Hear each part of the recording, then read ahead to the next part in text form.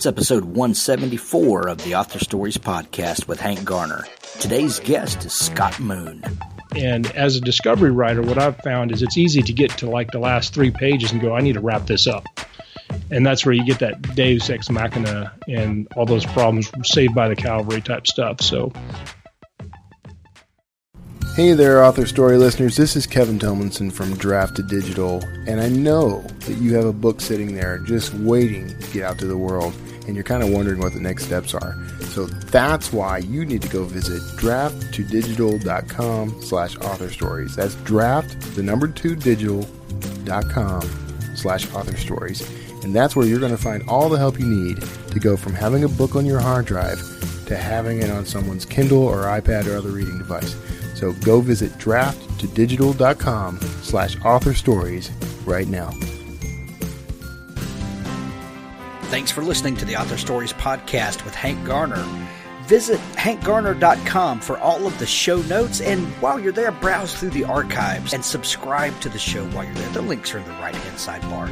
I'd like to thank our sponsors this week. ThirdScribe.com is there to connect readers and writers. We've talked about it so many times. Writers, you need an author platform. ThirdScribe can help you do that. Go visit Rob and the good folks at ThirdScribe.com and let them help you do that.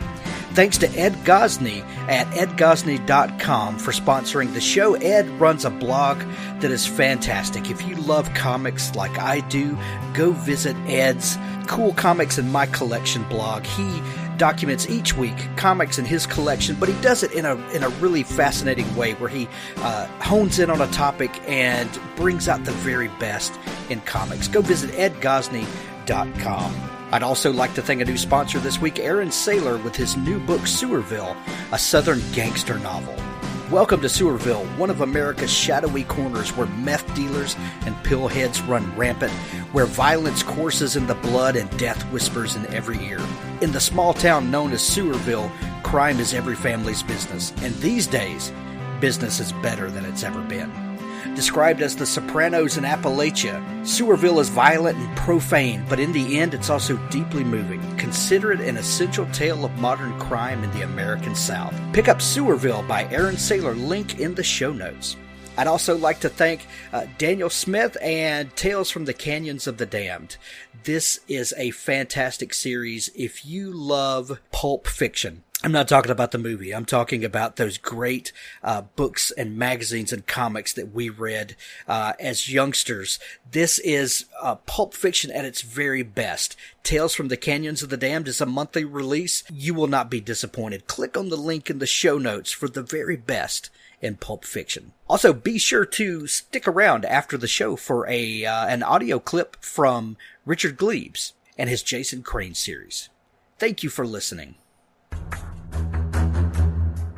A thirst for revenge sends one man on a deadly journey through the galaxy in the adrenaline-pumping new novel, Galactic Satori Chronicles.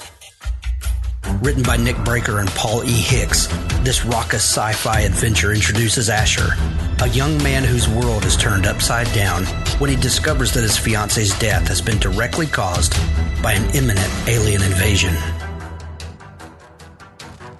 In a desire to better understand humans in order to destroy them, these aliens are projecting their consciousness onto unsuspecting men and women, and in the process are learning exactly how to use humanity's own selfishness and greed as weapons against them.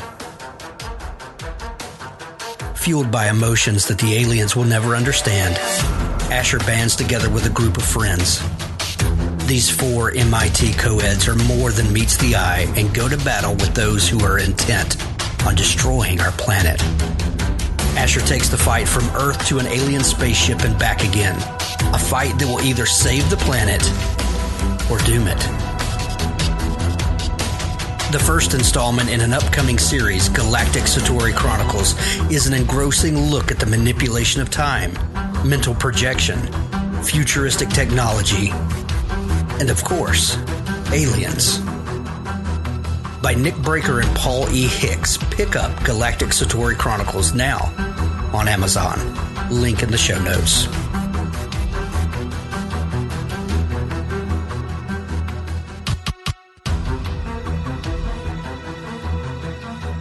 Well, Thanks for joining me again for the Author Stories podcast, where I bring you the story behind the stories and the storytellers.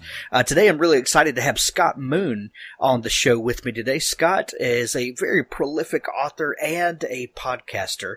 And welcome to the show, Scott. It's great to be here. I've been looking forward to this. Yeah, so I was on your show a month or so ago and had a blast, and then turned around and had Josh on, and I'm so excited to have you on now. So I begin each show with the same question. That question is, what is your first memory of wanting to be a writer or storyteller? Yeah, that's a great question, and of course, everybody, when you ask that question, because I've listened to your show to know what to expect, they all say that's a great question, and I said I'm not going to do that. So it's a stall tactic, but I did think about it quite a bit. Hank. No, it's a great question, and I thought about it a lot. And of course, last night I was driving around to work because I work nights, and I came up with about 15 different stories to tell about that. And I was like, these are great, and that's great. And I was like, well, what was the question again? I should probably get back to that. So my first memory, my kind of what started me on my writing journey was in, I think, third grade. I had a teacher. We were assigned to write a story, and I wrote a story about spaceships, or about a city that had kind of a transit system where people went around in tubes in their little ships or something. That's all I really remember about it. I'm sure it was just as brilliant as all third graders write. But I was pretty happy with it, and I got a good grade. That made me feel really good about writing, of course. But when I actually said, this is what I'm going to do with my life, I was 12 years old, and I'd been playing, Dungeons and Dragons. I've been reading books and doing all the things that you did in the 80s when you're 12. My mom said, we should write a book for kids your age together. And I said, that's a great idea. And I immediately took off with my legal pads and wrote this story about orcs and elves and whatnot. And I think I probably wrote maybe 30,000 words over the course of a couple years. I didn't really count words back then. And that's kind of when I got started. And from then on, I was like, I want to be a writer. And no matter what else I've been doing, I've always kind of stayed with that as my core goal in life. That's so cool. How old did you say you were when your mom pitched that to you? I was 12 years old, and at the time, the thing that's interesting is my mom was an English teacher. She was a librarian at that time, and she came up with that idea. And I don't really know if there was a YA or young adult classification or how they did genres and stuff back then. And so I would write it, and then she would look at it. And I remember, you can probably hear my kids in the background. Okay. Sorry about that. A little ambiance That's right. to go with the interview. But so she would read it, and I don't remember a lot about the story, but I remember I wrote this scene where one of the heroes shoots an orc with an arrow, and I'm 12, okay, and it hits the orc in the throat, and the orc falls on he's a guard, so he falls on his pot of stew, and it makes a big mess. And it's a really graphic scene for a 12-year-old to write, I guess. And so we had talked a lot about, is that too much, too little, is it okay, what's appropriate for our thing, and it's just interesting because that was her idea. We did that together, and I've always cherish those memories around that. It's just a great time. Have you talked to her about that? About does she realize how impactful that was for you? Oh yeah, and both my parents are mega supportive. We'd probably have a whole other show for me to talk about how much I appreciate my parents, which is weird because a lot of my books, there's kind of a father figure who's kind of the villain. And every time I'm like, man, my dad probably thinks I hate him. This is terrible. I got to call him up and tell him, hey, Dad, by the way, this is not based on reality. This is fiction. Stuff. So, but yes, I think she does. She's always very supportive. At times, she would beta read all my stuff. We had a couple of my earlier novels where she actually read them aloud back to me. And we did that so that I was probably like 18 or 19 by then. And it's a great way to see if your words are coming across, because in your head, they sound like brilliant, right, obviously. But when somebody reads it back to you, you can see the expression on their face when they're like, what? I don't get that. This doesn't make sense. And then you obviously pick up the incorrect words or missing words or things like that. So she's always been super supportive, very excited about the writing. I always read my stories aloud and try to kind of act out the dialogue and stuff like that to really see if it's coming across. And I usually do that to my family. I cannot imagine someone reading my words back to me. That has to be excruciating in the beginning, but I'm sure later, as you kind of get your feet under you, it's probably a pretty cool thing. Yeah, it is really, it's even with somebody is not going to be super negative. It is nerve wracking. It's pretty nervous. It's kind of like opening yourself up. But I like that, and that made me think of something. We did that a lot while we were driving. Yeah, I live in Kansas and grew up in Kansas, Nebraska, and those areas. So anytime we went someplace, we would drive a lot to see family. And so some of these times, like I'd be driving and she'd read it to me. We did that a lot. So I think, and back to the original question with the story stuff, I think what really influenced me as far as storytelling, is I realized that both my parents are pretty good storytellers. My dad especially. Some of my earlier memories is he's a farm manager, and so he would drive all over, basically anywhere from Colorado to Iowa, from South Dakota to Texas. He had farms that he'd manage. And, certain times of the year, I guess maybe when school was out, I don't remember why, but I would ride in the back seat, and him and my uncle a lot of times would be driving around looking at farms, and they'd be talking and telling stories, and I didn't understand half of them because they were grown-ups. I was, a little kid, but I remember just sitting back there and listening to them talk for hours. And I think that's part of and I just kind of realized that actually yesterday, that a large basis of my storytelling skills was, reading, and I love movies and I love video games. I love anything with a story.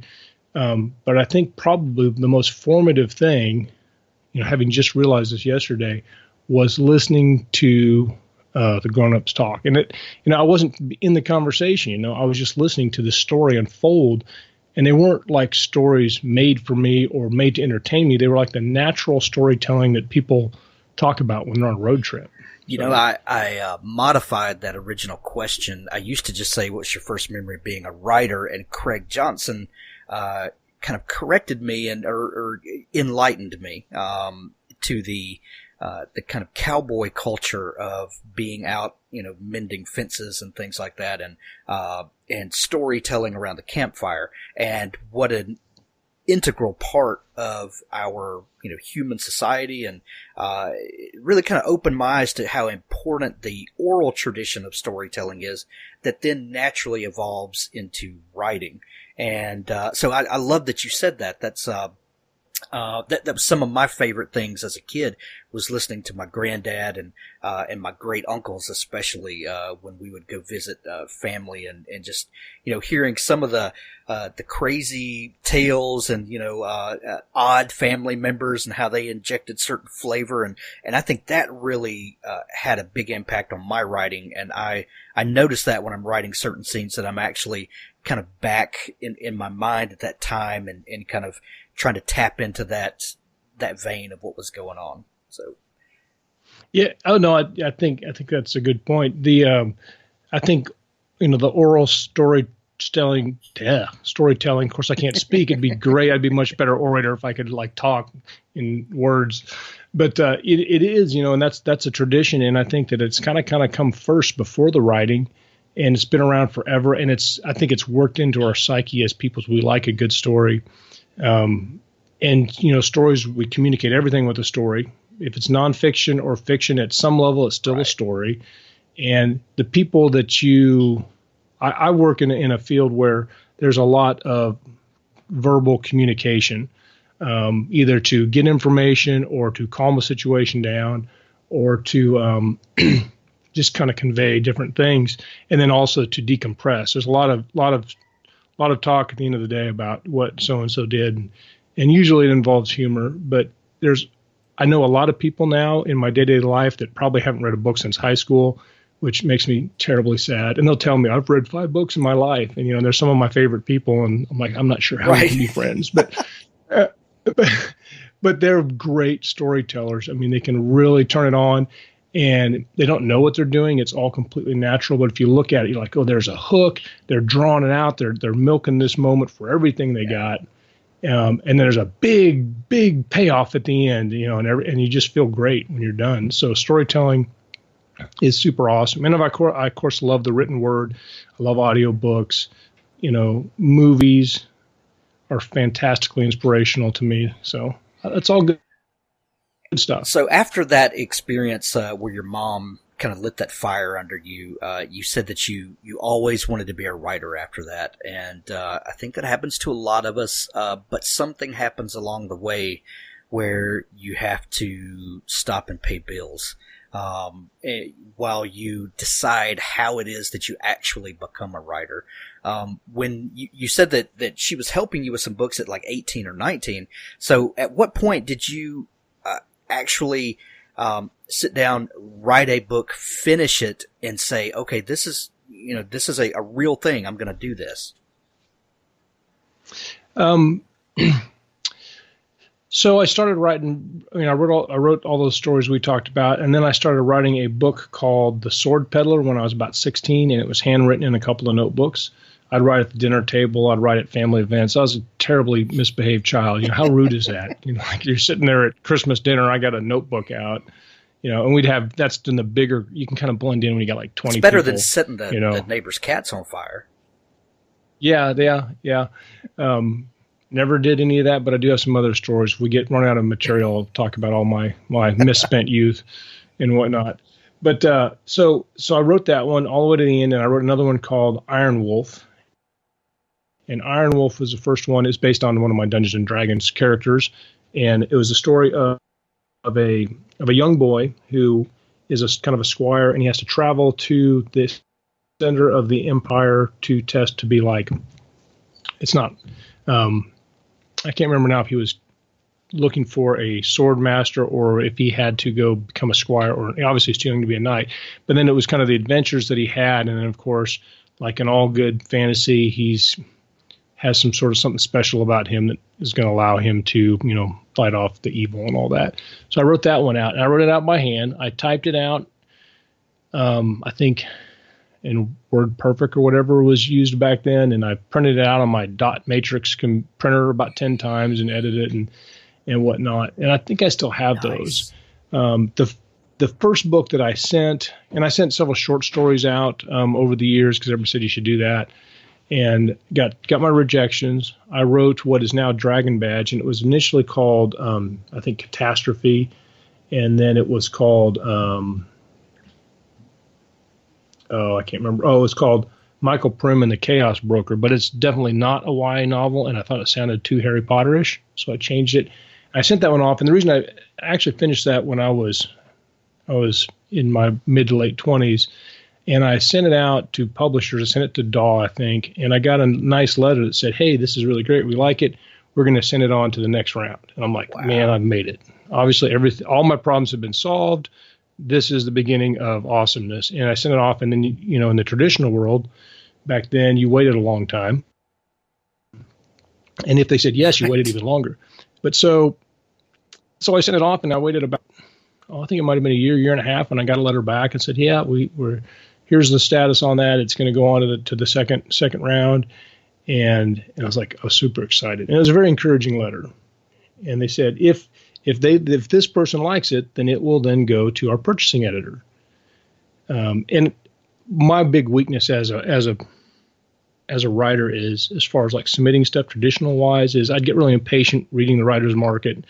I'd find something I kind of liked, and then I'd just send it off. I don't know how good my research was. I read, half the books I read at the time were doll books, and they're mostly fantasy. I thought that'll be great. Well, then, and I forgot about it. I sent them one or two politely worded requests for an update, like, hey, you said you like this. Just kind of was wondering where we're at. And then he replied the first time, and I remember the guy's name. I have it written down, but I'm not going to put it out right now, but because I really appreciate his encouragement. So he sends me this letter, and then nothing happens for years and years. So then 7 years later, out of the blue, 7 years later, I get this email that says, hey, this is really great. I encourage you to keep writing, something to this effect, I'm paraphrasing, and but it's not going to suit our needs at this time. And that was shortly before kind of the indie revolution, and I would be thinking, can I wait 7 years for a response from a book publisher? And I said, nope, I'm not doing that anymore. And that's when I quit trying to do traditional publishing. It's like, I'm not waiting 7 years just to get an answer on whether or not I should go forward. So, good times, right? So you took that book. You obviously, I would imagine that first level of feedback that you got from Dawn and that you had made it through a round, that had to do more for your confidence, even though they, ultimately passed on it. But still, that had to do more for your confidence than I could imagine. Yeah, that was an amazing feeling. I have that letter and all the letters associated to it. I think I laminated them and put them in a folder someplace.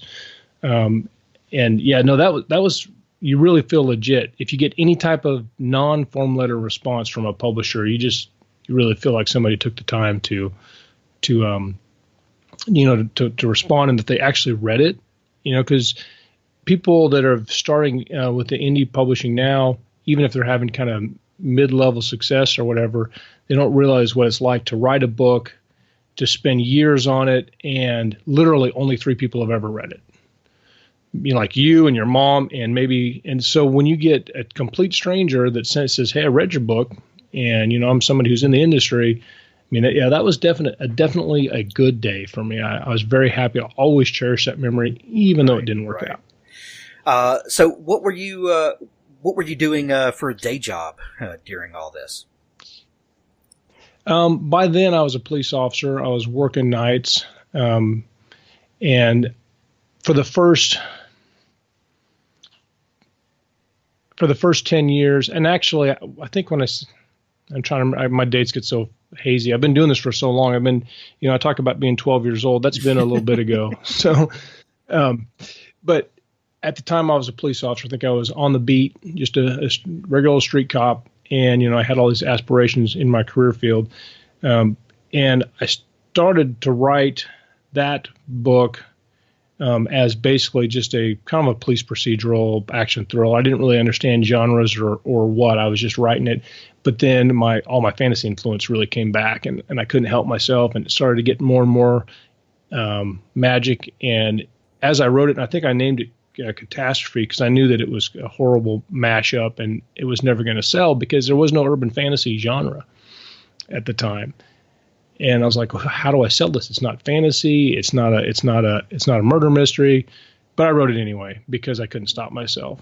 And it turned out pretty good. I really like it. I know it has some fans. It's hard to market urban fantasy right now, I think, at least for me, because I don't know what I'm doing with urban fantasy. Well, urban fantasy is one of those things that's getting a lot of traction. And I think there's a definite interest and market for it. But it's like you said, it's kind of, when you start trying to explain it to people, sometimes you get people just kind of scratching their heads. But what do you think it is about those types of stories that appeal to us? There's I tend to write those kinds of things, but set in a small town. It's those same kind of elements where kind of day-to-day regular Joes, and then weird supernatural, bigger than us things happen to them. What do you think it is about that appeals to us? Well, and there's something for everybody. I with this particular story, so Dragon Badge is urban fantasy, and if you had a one-line tag, it would be street cops face dark magic, and it's kind of a brawl between guys out. It's like watching Cops, except if you were watching Cops, and they're pulling demons and zombie things and whatnot out of the sewer or whatever, then that's would kind of be the setting, not necessarily the story, but the basic setting. And the reason I wrote it is because, or a lot of the reason I read is I want to, do something I can't do in real life. And I had written, the reason I brought up the law enforcement stuff is I had said I will not write a law enforcement story, because if you're a police officer, a cop, or whatever, you tell a story about your day to a friend or family member, and they're like, man, you should write a book about that. And my instinct was, there's probably 100,000 other cops that are being told the same thing, and they've probably all written this story, and that's dumb, and I'm not gonna do that. And then you'd worry about, is it too close to real? Or are you going to embarrass somebody by letting them slip into the story somehow? And so when I realized, what would make this very clear that I'm not writing about like my day would be if there was a dragon in it or a hellhound. And so I threw those in there. And so you got these characters, and they do it's like an action movie or a thriller where they do stuff and they say things that you really would never say in real life, because it would probably have a lot of repercussions and stuff. But, so speaking of those genre definitions, you write urban fantasy, you write fantasy, you write science fiction. Do you consciously set out to tell a certain type of story, or I guess what I'm asking is your creative process? Do you begin with a setting and a world, or do you begin with a character and then that character tells you what sort of world it is, or do you begin with a plot? Like, how does that all unfold for you? Well, I think when we had our when you were over on KeyStroke, we talked about that, because you're a bit of a pan store as well, or discovery writer. Yeah, I remember correctly. Kind of in the middle there somewhere, but yeah, definitely a lot of discovery. Yeah, I'm very much the same way. I love discovery writing, but I also try to do a little bit of planning to at least aim the arrow towards the target, I guess. Now I don't necessarily write to genre, but I do understand that if I'm writing, I recently tried to write some romantic suspense stuff, and I realized that audience expects certain things. And so I try to hit those in my own unique way. And so I do kind of try to write into a genre so people get what they expect. Because, like, if you go to a movie, you don't want to go to a movie that looks like Star Wars and it turns out to be, Steel Magnolias or something. You have to have, that would be jarring. So I write to that. So the process for me has evolved. There are times when I just get a kind of a flash of a really visual scene, and some things I find fascinating, and I just start writing it. And I can do that. That will almost always just feel brilliant and will be really fun for about the first 30,000 words. And then you got to start figuring out where the story is going. So now I kind of set some markers. I'm a big into reading the books on writing and whatnot. And I've read story engineering. I've read story structure, story grid, story trump structure. There's a whole bunch. I got a big shelf of those. But so now I try to divide my work into 4 parts. So there's the first 25% is kind of the hook and the setup and the world building. The second part, and I'm mixing the writing book guide terms. The second 2 parts is kind of the middle build. And then you have like a big revelation right in the middle. But the biggest thing I learned is that you need to have somewhere around about with 25% left in your book, your characters got to have, they either got to have the tools they need, or the answers they need, or the partner they need, or something to finish the story, and then it's kind of the finish. And as a discovery writer, what I've found is it's easy to get to like the last 3 pages and go, I need to wrap this up. And that's where you get that Deus Ex Machina and all those problems, Saved by the Cavalry type stuff. So, so back to your original question is I usually get an idea.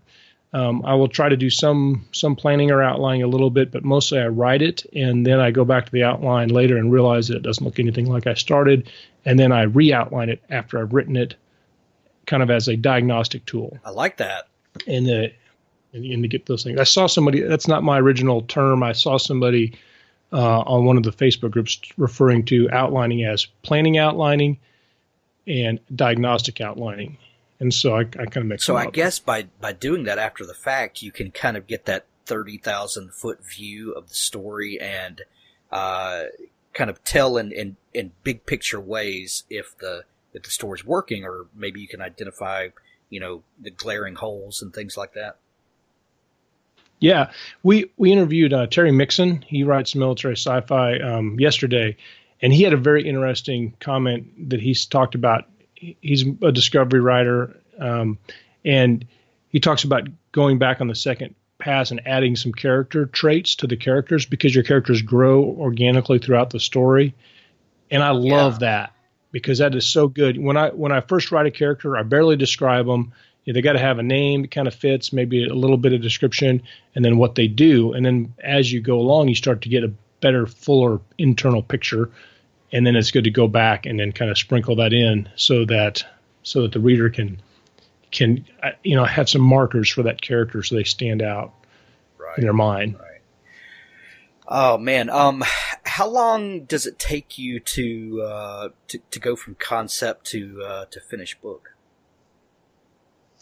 The longest I've ever taken is 10 years, and that's starting and stopping, and then I was listening to your interview with Josh Hayes, my KeyStroke Medium partner, and had a lot of ideas on this topic about the length of writing. But so the longest is 10 years. I think the fastest I've written one was, I'm going to say 3 months with a caveat. I wrote Enemy of Man, which is my military sci-fi / aliens mashup. And I wrote it in about, I think, 40 days, but that's a whole other story. I originally wrote that as a screenplay, and then I novelized it, and then I completely rewrote it. So the complete rewrite, I wrote it in 40 days. I just banged it out, but I was pretty familiar with it, having already written it twice. So the 10-year one, it's one of those start and stop things, and it just draws on a lot of different kind of life experiences, and it became what is now called Death by Werewolf. And I wrote it during a time I was a detective in the Exploited Missing Child Unit for 4 years, and I interviewed a lot of child abuse, physical and sexual child abuse.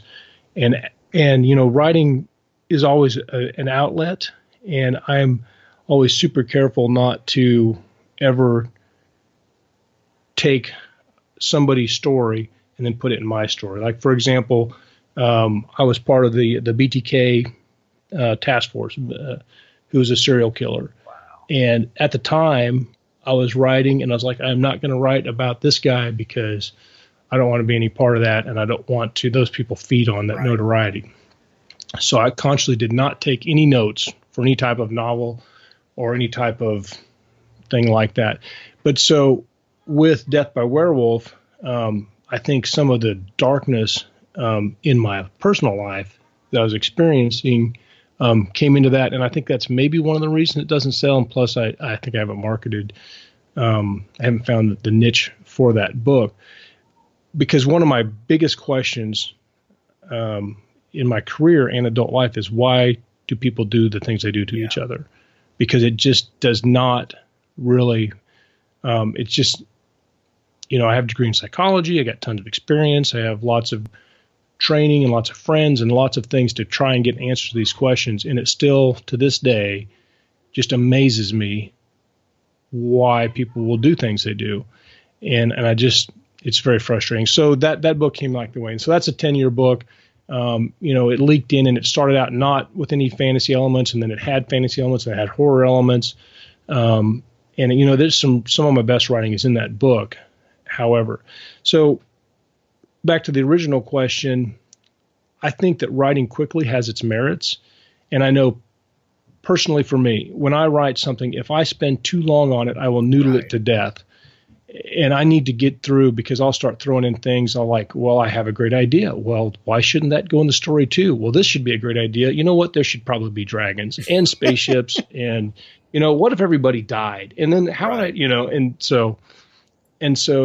or you go back and you start trying to perfect that turn of phrase. I'm really bad about that. I'll get in there and I'll come up with one paragraph that just, takes me like weeks to make it perfect and just flow, and all the words are great.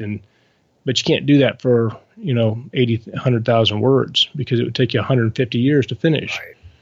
So I write fast or slow. I prefer to write fast and then come back to it later and then chop out stuff. I tend to be an adder during revision, which is unfortunate because they say Stephen King says you should cut 10%. You write your book and then cut 10%.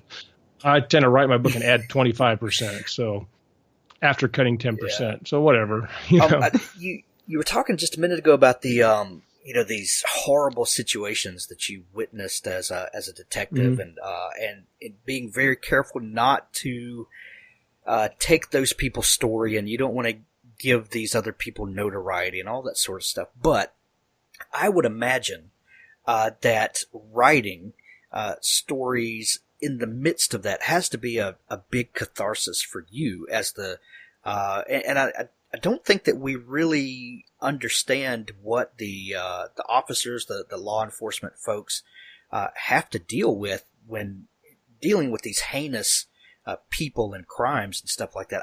I would imagine writing would be a big outlet and a way to deal with that. What are your thoughts on that?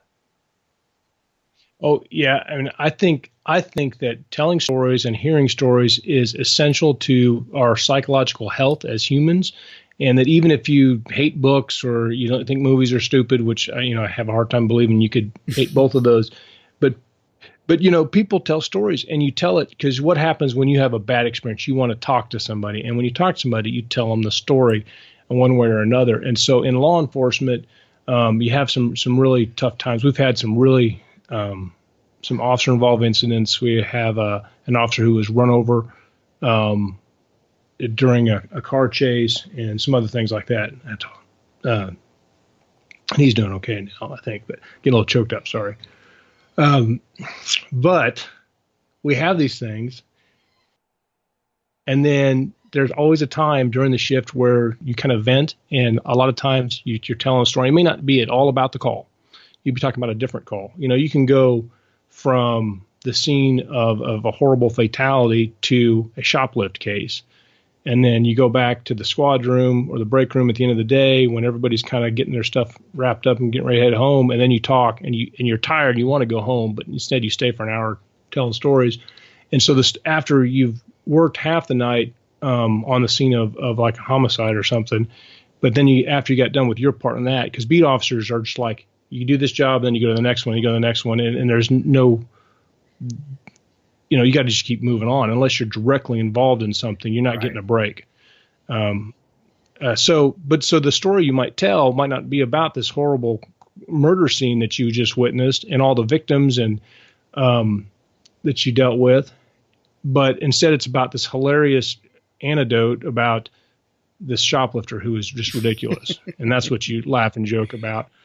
And I always worry on those scenes because the media is always there. People always have phones going. But, I've been sitting on a pretty bad scene and then telling a story about my last call to somebody, and we're just yucking it up. And I wonder how that looks to the public. They said, that guy didn't look like he cares about this homicide. I'm like, well, they deal with this every day. And it's a barrier. It's a barrier for some of those things.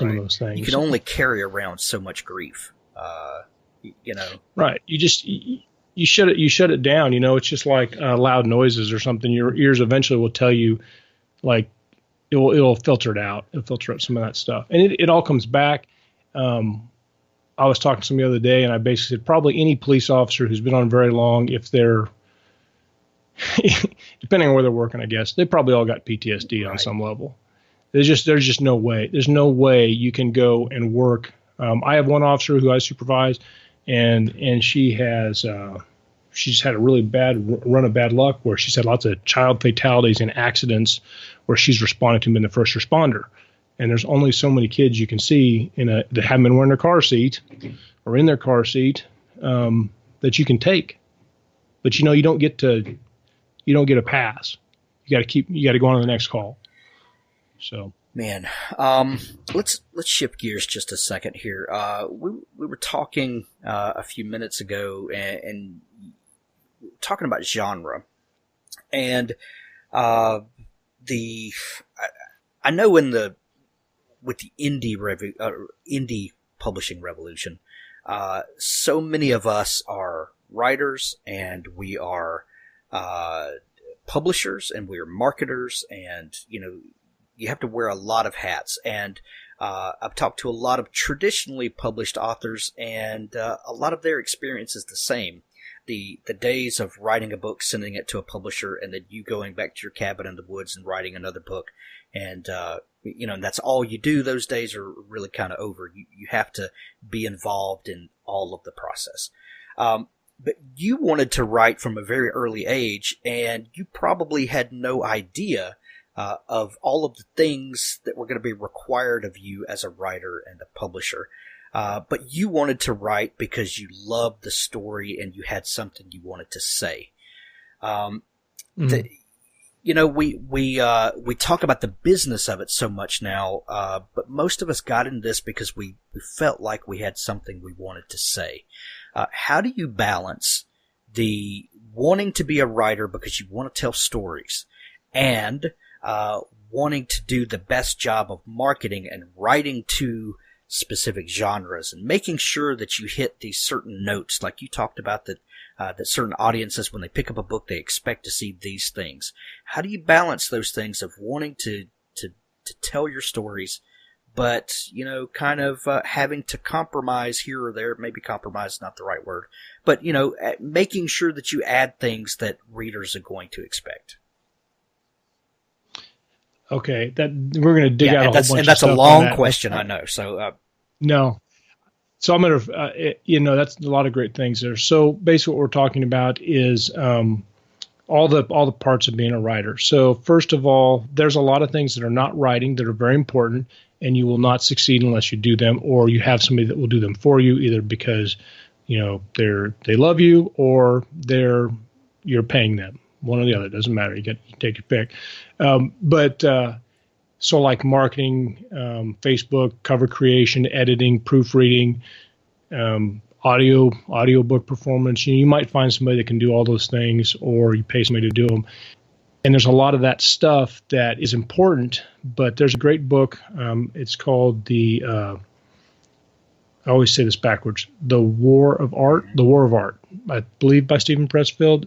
And he talks about resistance.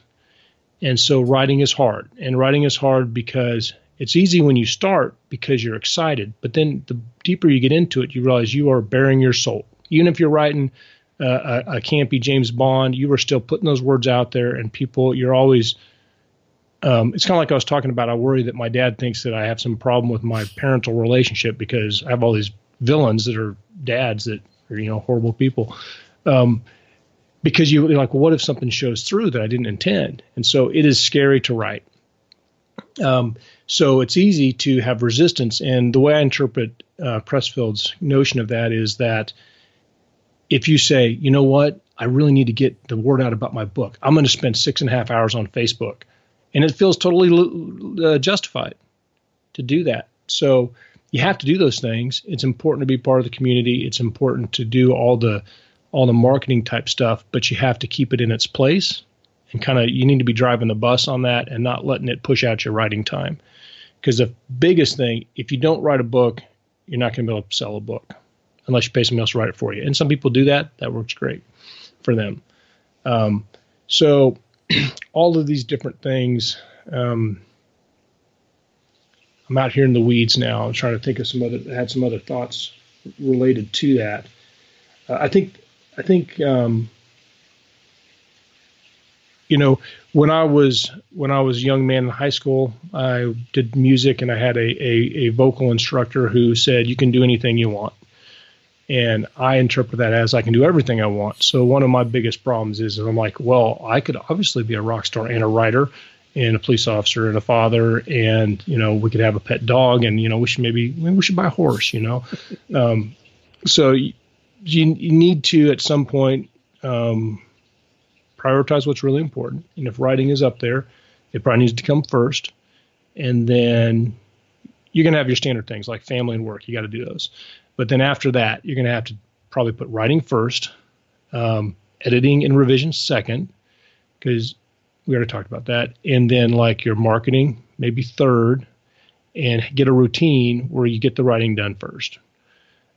Because it's really easy to want to be a writer than to write, I guess. Yeah. So if you want to refresh any part of that question, that'd be great, because there's some things in there. I started I guess wondering. the biggest thing is, how do you balance telling the story you want to tell with making sure that something is marketable, or that you're hitting a particular genre, and making sure that you're collecting readers and they're getting the elements that they expect. How do you balance the I'm an artist and I'm a storyteller with making sure I'm marketable?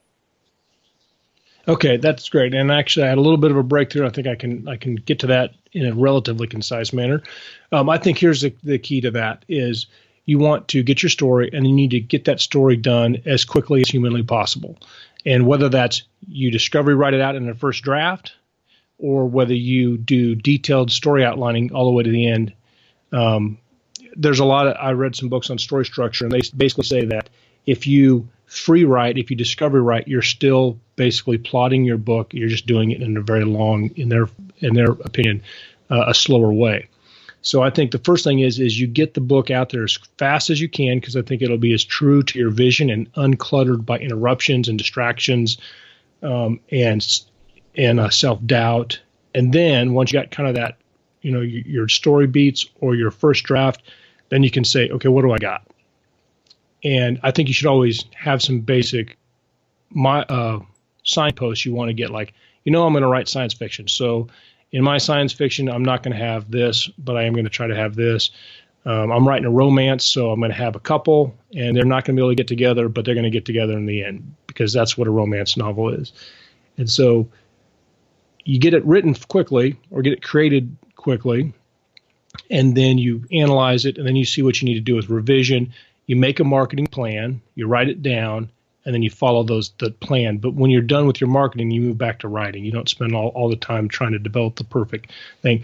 A little bit off. I like to go to the gym, and I'm not a super talented athlete, but I fall into the trap where I want to develop the perfect workout. And what happens is I never get my workout. I'll plan it, make a spreadsheet and all that stuff. I'm going to do this and this and that, and I have these percentages, and then I just go in there and I do something totally different. So. And it is an excuse. I feel like it's part of that resistance. I feel like I am doing something to improve my health, but really I'm just stalling. So you can do the same thing with writing. You can do the same thing with looking for a job when you get out of college. You can do the same thing with any activity you're trying to accomplish. You can always take the scenic route when you should be going direct to target. Right. You mentioned earlier that you have this rock star desire, and I know you're a guitar player. How does that affect your creative process, or do you think that it adds or takes away anything from your storytelling? Oh yeah, I think that a lot of writers and creatives in general are oftentimes. I think your creativity, you might have a primary focus, but I think your creativity bleeds out in all the creative type pursuits, because they're all related. Like a lot of people you meet, they're like, well, I write, but I also play the guitar, I play the drums, I paint, I draw, I do stand-up comedy on the weekends. And I think those things all kind of go together. They are linked some way that I don't have the words for right now. I mean, I could say a bunch of words, but they'd just be made up. So we'll just go on. But I do. The only damage is that, again, it can be distracting. At some point, you want to pick. Like, you ever see on YouTube or Facebook, you'll see this person that's playing it's like an 8-year-old, and they're playing,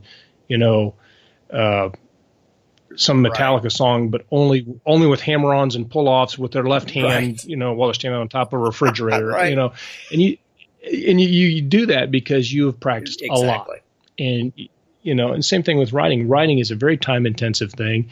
You got to be emotionally strong, and you got to have some friends, because it's not an easy road, and you need to do it because you love it. I really think that is if I was going to give advice to a new writer, I'd say do it. Don't mess around. Go ahead and go for it. You're not going to lose anything by trying it. But I'd say that if you're going to stick with it, at some point you need to evaluate how much you really love this genre or this medium. Because it's going to take a lot from you, and it gives back, but but it is what it is. Right. I keep an acoustic guitar by the desk here, and sometimes if I'm stuck on something, I just pick up the guitar and just start noodling around with no intent whatsoever other than to just make my brain shift gears for a minute, and something about kind of tapping into another creative vein for just a minute opens the door for me sometimes. So I tell people all the time, if there's something else that you do creatively, then keep that thing at hand. But absolutely, like you said, you have to understand which one is your priority at the moment. Oh yeah, and create. They always say you need to write to all the senses, and so what's a good way to do that? Tap into your other senses. Look at some great pictures, do some art, play your guitar, go watch a comedy when you're writing a dark suspense thriller, just to kind of to stir it up. Stir in the pot. So you and Josh co-host KeyStroke Medium, and we talked to Josh a good bit about the podcast, and I love what you guys are doing. I love that you're brave enough to do video. I have a face for radio, so but I love what you guys are doing. But what have you? How has doing the podcast benefited you? Doing this show for me, I can't even begin to tell you what I've learned from people, and surrounding myself with the best of the best, like you and all the other guests that I've had on. But how has it benefited you?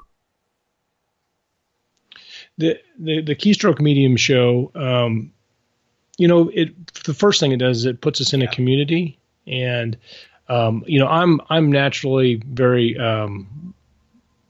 solitary anyway. And I don't say it in a bad way. I think there's something to say for solitude, and solitude's not a bad thing. When we were talking about what made you first be a storyteller, I remember times back before video games. It was a sad era in human history. But I one summer I was bored. I was bored a lot, and I spent a lot. My parents all worked 3 jobs all the time. I'd just be at home and I'd be bored. And I'd read books and I'd do things, but I decided at some point I was not ever going to be bored. And so I started becoming a really avid, probably diagnosable daydreamer. I daydream a lot. And because I'm never bored. If you make me stand in a corner watching the corner of a house for 6 hours, I'm going to keep my mind active. So, but the show gets you in touch with people, and it reminds you that the big thing is you just meet a lot of awesome people, and you learn techniques and tactics. Sometimes you get a real gem, and then sometimes you just learn, hey, this is normal. Like we did for a long time, everybody we talked to was a hardcore planner, but then like lately, everybody we talk to is discovery writer, and so you feel validated on those types of things. There's been a lot of opportunities, like for cross promotion. There's been opportunities just being introduced to good books. Josh is one of my favorite people to recommend books to me. He's always recommending something, and then there's some great books. But yeah, so the show has just been a great way to meet lots of people, and it's been amazing how it's taken off, because we'll interview somebody and then they recommend their friend. Somebody sends them over to us, and people seem to really like the show, and we're just kind of doing it. I don't know, as far as being brave enough to do live, I don't know that we really ever thought about doing anything else. Well, I love it. So, it works. You guys have a great dynamic together, and it's a lot of fun. Scott, if someone is not familiar with you and your work, where would you have them start? I have a website, scottmoonwriter.com. I'll have a Facebook page by the same name. And of course I have a Twitter, Scott Moonwriter, at Scott Moonwriter on Twitter. I don't use it as much, but I've met some really cool people on Twitter, especially in the early days. So, and then what I would really like to see is, and I'd love people to go to my page, but if I could choose, I would have them come over to the KeyStroke Medium Facebook page. We have a group and we have a page, and Facebook's annoying to me, but the page allows us to like promote it, and the group is, the benefits of being in a group is everybody in the group sees every post, I guess. something like that. So, I mean, if you want to come over and contact either Josh Hayes or I on the KeyStroke Medium Facebook group, that would be fabulous. You can find our books through our KeyStroke Medium webpage, but it's not always updated as much as it should be, because that's not the focus of the show.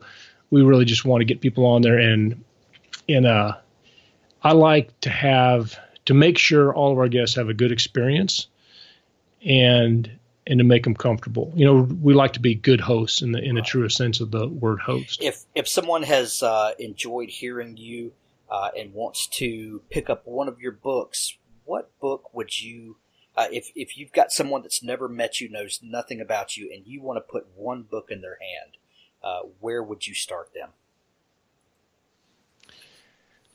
I'd start them on Enemy of Man. There's two reasons for that. The one, it's one of my favorite books that I've written, and you can also get it for free if you like. You can buy it for $2.99 on Amazon. All my books are on Amazon one way or another. But if you sign up for my mailing list through my webpage, then you can get that book for free. You can get a short story, Sergeant Orlon, which is related to the second book in the series. And then, of course, I can talk to you about deals. I can tell you about other writers I know are having deals. And there's just, I send out emails. So that would be a great place. I would recommend that. It's a good book. You should like it, I hope. And there's an audiobook too. And Keith Mickelson just finished the third book in the series, Weapons of Earth, and that's going to be a good one. The other thing, and I know I'm going long, but I would recommend starting with Enemy of Man, because it is the first book in a completed trilogy. I know a lot of people don't want to start a series that's not done. So that's a completed trilogy at this point. Great. Scott, thank you for coming on the show. We're going to send everybody over to scottmoonwriter.com, and also I'll put a link to the KeyStroke Medium group. Scott, thanks so much for coming on the show. Thanks for having me. It was really awesome. I'm glad to talk to you again. Now stay tuned for an audio clip from Bridge of Bones by Richard Gleaves. Pick up the entire Jason Crane series at Amazon.com. There's a link in the show notes. The year was 1834. The month was December. I was 14. Irving's tale was by then well known. The characters of Brom Bones and the beauteous Katrina were widely understood in town to refer to my parents. Rumors persisted. I heard the name of Headless Horseman whispered. My father dismissed all these tales, calling them malicious.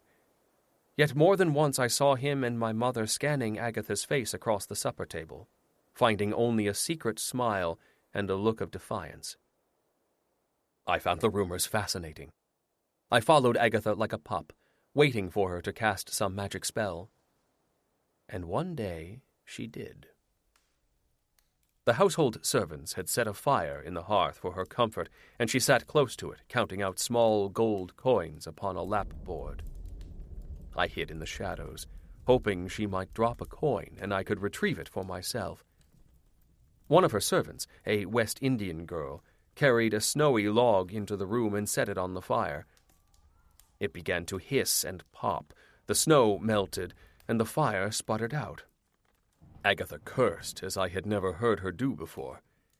She stood, spilling all the gold, and slapped the idiot girl across the face. The girl ran, and my grandmother muttered to herself, searching for match and tong to no avail. When she was not looking, I crept forward and took for myself one of the gold pieces. Then something remarkable occurred. My grandmother sighed, knelt before the fireplace, reached for the logs, and her right hand caught a fire. Flame blossomed and coiled about her wrist. I gasped and cried out, "Shh! Don't be afraid, my Dylan." "Your hand!" She raised her palm. Flame sat cupped in it, casting the shadow of her fingers upon the ceiling and walls. "Lock the door," she said. I obeyed. She pointed to the floor, and I sat, waiting breathlessly. "This is the Van Brunt gift. It will be your gift as well, soon, and your children's forever afterwards." "Why does it not burn you?" I asked. "Why should it? Do I deserve to be burned?" "No." "Then I am safe from the fire. Do you deserve to be burned, my Dylan? I shook my head. Show me. I reached for the flame and took it. I pulled back at once, crying out with pain, wagging my fingertips. The fire caught my sleeve. I could not rid myself of it, as if I clutched burning tar. The pain intensified. The blisters broke, and a rivulet of lymph ran down my arm. Your conscience knows, Dylan. You deserved to be burned. Say it. I deserved to be burned, said I. Again. I deserved to be burned. She turned her palm. The gold piece. I nodded and brought the stolen coin from my pocket. She took it and raised it to the light. You cannot wield the flame with guilt in your heart, son.